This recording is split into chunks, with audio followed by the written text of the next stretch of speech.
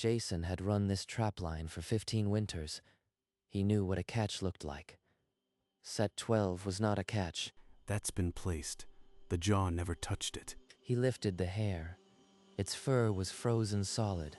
No broken bones, no blood, no struggle. This animal was already dead when it was put in the trap. From set 12 to set 18, every trap was the same.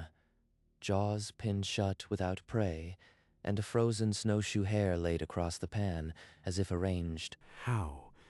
There's no sign of anyone. The snow is smooth all around. Jason was the only licensed man on this 60-mile line. He'd checked every set himself that morning. There were no boot prints, no snowmobile tracks, no sign of a visitor. I've been on this line 3 days. This was done overnight, all of it, without leaving a footprint. Each hair was a perfect specimen. No trap damage, no struggle. It was as though they had simply laid down and died in the steel. I'll reset them. See if it happens again. Something's playing games. He ran the line again before first light, his headlamp carving a tunnel through the dark. The trap at set 12 was sprung. A different hair this time, a smaller one, placed inside with the same care. Another hair. Same position. And still, not a single print in the snow. He followed the line, sets 13 through 18. Every trap the same, a hair in each frozen solid, no sign of how. He photographed each one before touching anything, the camera screen filling with images that shouldn't exist. No machine can do this without leaving a trace. And no man could walk my line that fast. He reset the traps again, his hands steadier than his mind. He was being answered now. All right, you want my attention. You've got it. Show me what you need me to see. He drove back to the cabin. The feeling of being watched, now more than a suspicion. Whoever it is knows exactly what I am doing. They're not stealing. They're showing me something. Night fell hard and cold. Jason stood on the cabin porch, listening to the woods, and the woods seemed to listen back. This isn't random. Someone's telling me what I am taking, and they're giving it back. He'd walked every mile of his line 3 times since that first sprung trap. He'd checked the snow around each set for sign. There was none. Come on out. You've got the whole forest to hide in. Show me what you are. Near the tag that marked set 12, a snapped branch hung at eye level, fresh wood pale in the moonlight, the break too clean for wind. That wasn't there this morning. Something stood right here. Watched me reset the trap. The forest went dead silent. No wind, no creak of frozen wood. Just the weight of being observed pressing in from all sides. A cold that had nothing to do with January crawled up my spine. I wasn't alone on this line. I never had been. He forced himself to turn his back on the dark and walked inside. The fire did nothing to chase the feeling away. Ignoring this isn't an option. Somebody has to know what it means. Somebody older than me. He was on the road before the sun cleared the tree line, the weight of last night still heavy in his chest. The feed store in Allagash was the only place with coffee before dawn, and where old woodsmen gathered. Jason laid the photographs on the counter. The men around him stared, but nobody said a word. They're looking for a human answer. They don't understand there isn't one. The talk turned to poachers and kids on snowmobiles, but Jason knew this was none of those. Is there anyone left who ran a line before the big cuts? Someone who knows the old woods? The clerk, a lean man with glasses, finally spoke. Only one name came to him. Earl Cotter. Cotter hadn't set a trap in 30 years. Nobody had seen him in the store since before Christmas. If he's still alive, he's the one. He remembers what the forest was before it got so quiet. Jason didn't wait.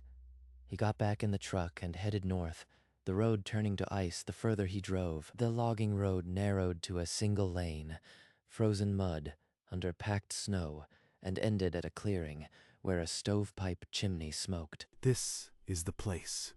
Cotter's camp. Feels like the woods are watching the driveway. The door scraped open. The man who stood there hadn't seen the inside of a feed store in months, and it showed. Mr. Cotter, I am Jason. I run the T14 line. I got something I need you to look at. I don't run a line no more. Haven't in 30 years. Whatever you got, I can't help. He knows. His eyes jumped when I said T14. He's holding back. Jason held up the camera screen, the gallery of impossible pictures. The old man didn't blink. He just stopped breathing for a second.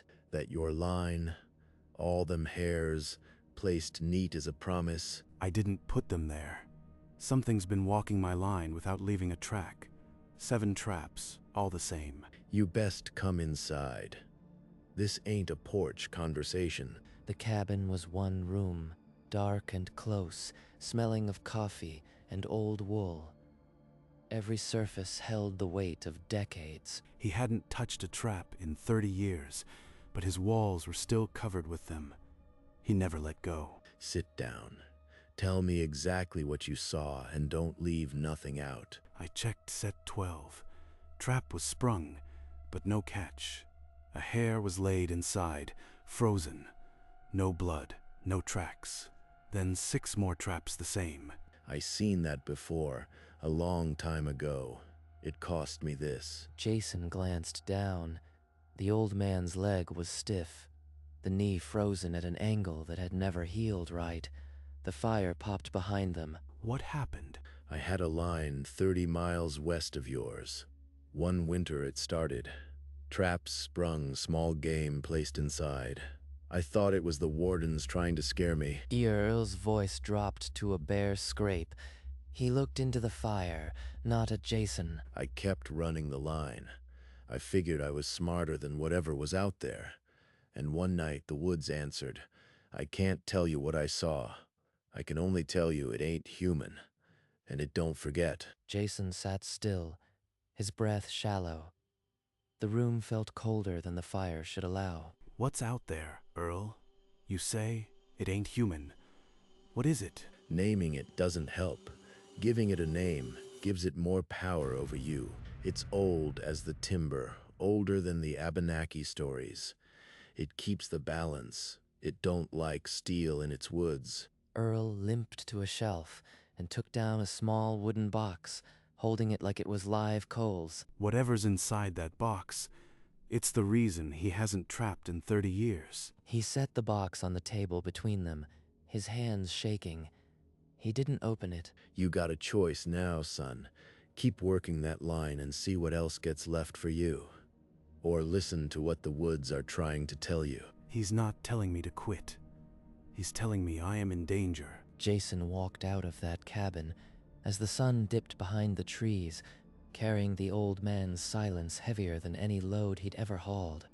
The drive back to his own territory felt longer than it should, the forest walls pushing in from both sides of the road. Earl didn't say a word about that box, but his hands shook the whole time. That old man was terrified. If I don't run the line tomorrow, I lose the entire week's catch. If I do, I might lose more than that. Before dawn, he strapped on snowshoes and walked the line anyway, a knot tightening in his stomach with every step. The traps were all sprung, but this time the hares had been arranged facing west toward his cabin, their eyes frozen open. They're not just warnings. They're directions. Someone wants me looking back at my own home. At set 12, the largest hare yet had been placed, its head turned toward a fresh scratch on the steel, a mark that looked almost like a symbol. That wasn't there before. Something carved this while I was gone. It's marking my equipment. A branch cracked in the trees behind him, sharp as a gunshot. Jason spun, but the forest was empty, the wind dead still. He didn't scream or call out. He just turned and moved back toward the cabin, his hand resting on the hatchet at his belt. Jason reached his cabin as dusk swallowed the tree line. The snow on the porch steps had been disturbed, tracks that weren't his. A line of snowshoe prints, smaller than his own, circled the cabin and disappeared into the dark timber. Someone was here while I was on the line, They walked around my own house. On the doorstep, a frozen hare had been laid with its head toward the doorknob, arranged exactly like the ones in his traps. They're not just on the line. They're here. They're at my home. Inside, the cabin was ice cold. The wood stove door stood wide open, ash scattered on the floor, though he'd shut it tight that morning. Nothing was taken. Nothing broken.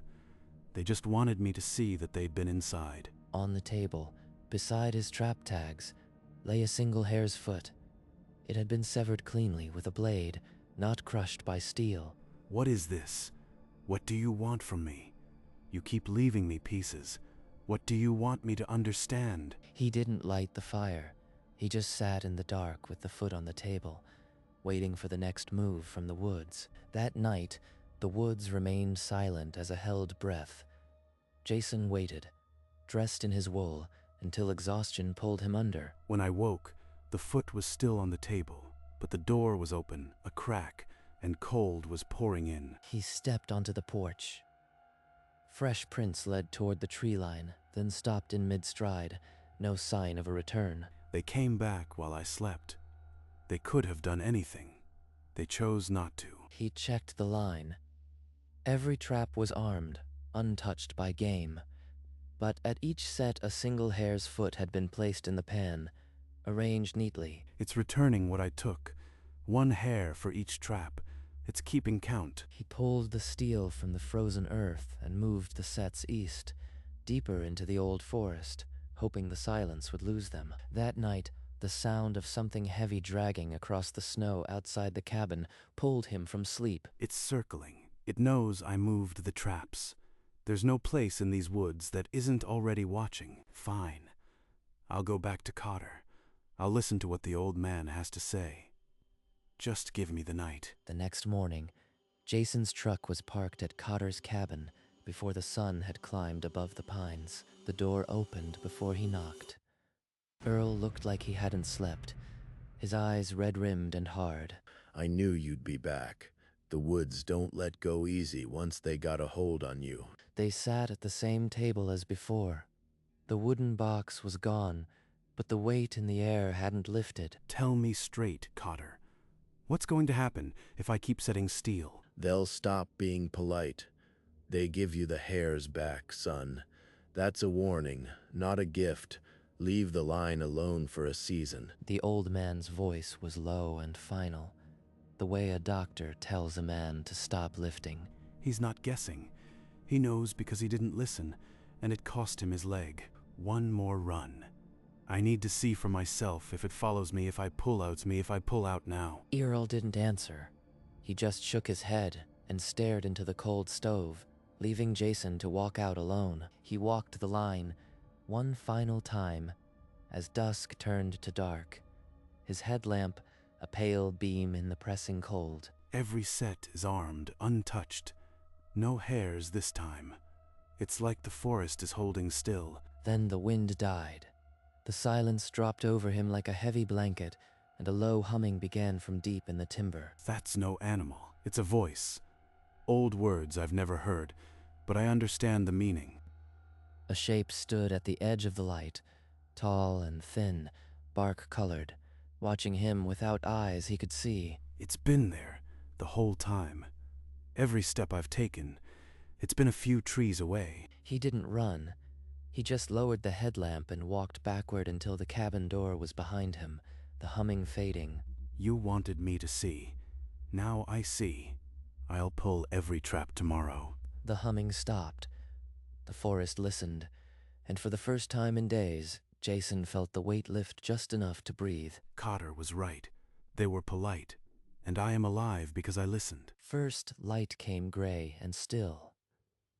Jason stepped onto the line with a pry bar and an empty sled, his own decision heavy in his chest. I told them I'd pull every trap. Time to prove I meant it. He freed the first set with a grunt, the steel cold enough to burn. No hare today. No sign, no sound. Trap by trap, the line came up. He laid them in the sled, the weight of each one a small surrender. This is 15 years of work. But they knew. They respected me enough to warn me first. All right, line's clear. I am done for the winter. It's yours. He hooked the sled to the back of his truck and drove toward the access road, watching the tree line shrink in the rearview mirror. No tracks, no humming, no shape in the timber, but it knows. It always knows. By dusk, the cabin was locked, the traps stored in the shed. Jason didn't look back as he drove south. One season. I just have to last one season without the line. If the woods hold their end, I'll come back. The weeks that followed were a slow grind. Jason took a job at the mill, working inside walls for the first time in 15 years. Every night I dream of the line. The wind in the pines, the crump of snow under my shoes. I wake up empty. By March, the snow softened and the ice began to melt. He'd lost half his annual income, and the men at the mill asked why he wasn't setting steel. I told them a deal's a deal. The woods gave me a chance, and I am keeping my end. But the old doubts gnawed. He found himself checking the news for missing trappers, reading the deep woods reports for anything strange. One morning, in late March, he stepped onto his porch in town and found a single snowshoe hare, frozen, laid across his welcome mat. They know where I am. They're reminding me the deal isn't forgotten. He buried the hare in the woods behind his house. No trap, just a hole in the still frozen ground. A small offering back. I'll keep my word. 1 full year. Then I'll see if they kept theirs. Jason went back to the mill and worked through the spring, the summer, the fall. The line waited under the snow, untouched, as the year turned. December returned with a heavy snow, and Jason drove north with a truckload of traps and a year's worth of doubt. 1 year. Time to see if the woods kept their end of the bargain. He walked the line at dawn, the same snowshoes crunching the same path, his breath the only sound. The trap at set 12 was exactly where he'd left it, jaws open, pan clear, no hair, no mark. Not a single trap sprung, not a sign of anything but the forest breathing around me. He pulled his map and traced the line. In the margin, he wrote one word, follow. Odd years. I'll run the line on odd years. The even years belong to the woods. He stored the traps at the cabin, not in the shed. He'd need them again, but not this winter. I am not leaving for good. I am just listening. And if they listen back, I'll know. The year turned, and the trapline held its breath, waiting for the next odd winter. On the first odd December, Jason drove north again, the truck bed empty but for a crate of traps and a sense of measured hope. This year I'll set only half the traps. The woods get their share. He walked the line with care, placing each trap with a spoken thank you to the timber around him. At dawn the next morning, the traps were all sprung, but no hares, just a single bare human footprint frozen in the crust at the farthest set. No man walks barefoot in January. This isn't a man. He stood still, listening.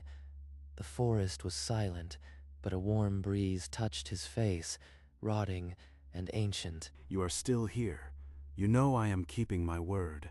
This land is shared now. The breeze died, a single branch snapped in the distance, then nothing. The woods had answered. It's not a warning. It's an acknowledgement. They've accepted the terms. He pulled his traps that week with a clean profit, and when he left the woods for the even year, he left a small offering of tobacco at each set. The years stacked like cordwood. Odd winters trapping, even winters fallow, and always the small offerings at each set. My income's half what it was, but I am still here.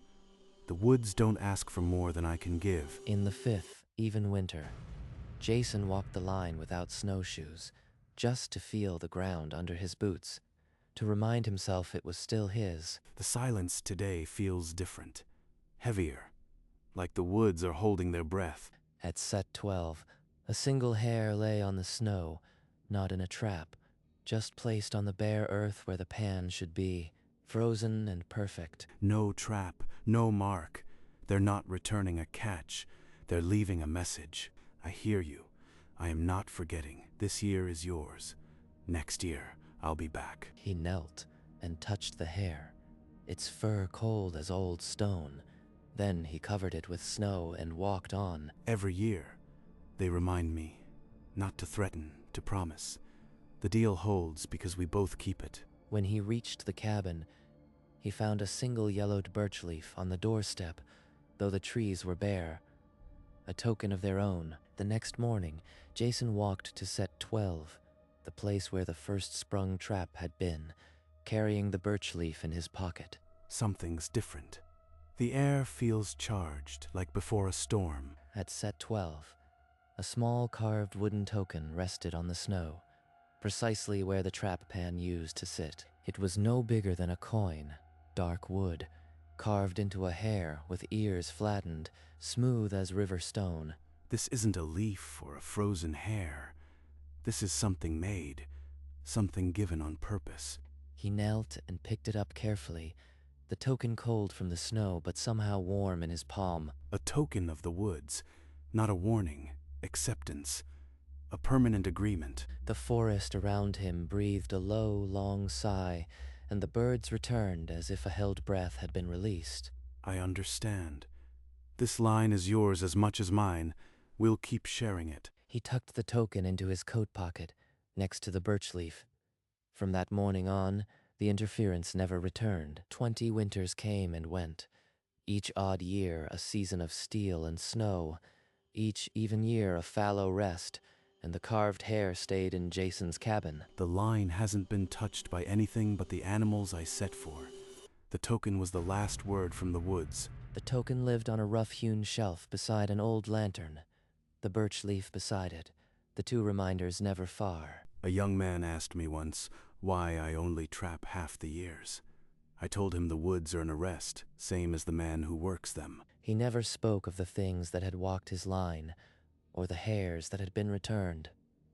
Some knowledge was too heavy for casual talk, but each fall, when he left the woods for the even year, he placed a small offering of tobacco at set 12, a habit that felt like prayer. I am not superstitious, but I am not stupid either. The woods remembered, so I remember, so I remember. The trapline aged with him, the undergrowth thickening, but the path remained, kept open by his feet and the unseen others that walked beside him. This line is older than me. It'll be here long after. All I had to do was listen when it spoke. The snowshoes leaned against the birch, the cabin stood quiet, and the woods held their peace, a pact kept, a balance restored. On the last winter, his body could bear the cold. Jason walked the line one final time, the carved hare heavy in his pocket. I've carried this token for 40 years. The woods kept their word. Now I'll keep mine. He knelt at set 12, the spot where it all began, and laid the token on the bare, frozen earth. A breath of warm air, smelling of pine and centuries, circled him once and faded. The woods remembered. Take it back. I only borrowed it. Let it teach the next man like it taught me. He rose slowly, his joints creaking, and looked back at the silent trail one last time. The line will outlive me. It always has. I was just a visitor. He drove away from the cabin for the last time, leaving the key under the mat for whoever came next. A month later, a young trapper found the cabin open, the token resting on the shelf, and the map marked with the word follow. He didn't understand, not yet. But the woods would wait.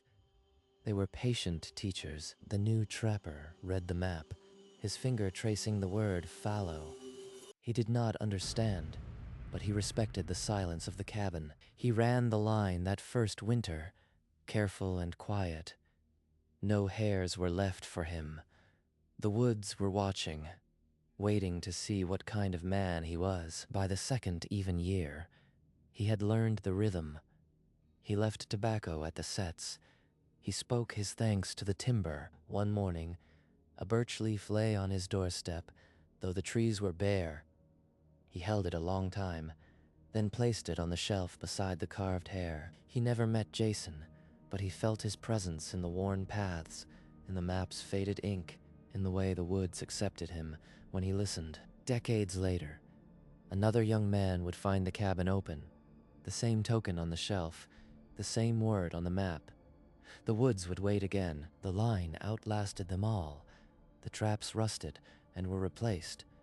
The path grew over, then was beaten fresh. The pact held, and in the deep winter, when the wind died and the snow fell straight, a shape stood at the edge of the light, a carved hair in its hand, and it was content. The story passed into silence, as all true stories do. But the woods remembered. They always would, and the snow kept falling, soft and permanent on the path no one truly walked alone.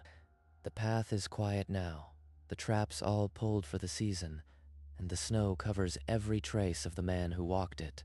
But somewhere in the timber, a hair waits, frozen and perfect, a message for the next man who dares to set steel. The token returns to the earth, the birch leaf falls and rots, and the cycle begins again, older than any memory of men. Jason's footprints are long covered, his name unspoken, but his rhythm survives in the snow's memory. In the fallow years, a hand reaches down, placing tobacco at a set. It is not prayer. It is not prayer. It is conversation, an answer to a question asked without words.